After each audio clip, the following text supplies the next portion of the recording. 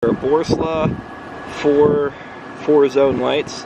It's white, yellow, yellower, and then hazard.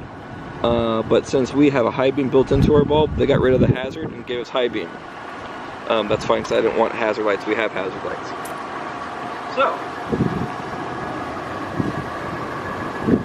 turn it off for over 2 seconds. It resets to white. Then it goes yellow, yellower, and then it also goes to, I'll wait for the cars to pass,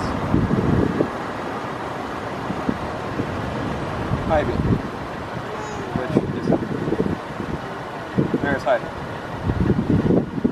Okay, do it one more time. Okay.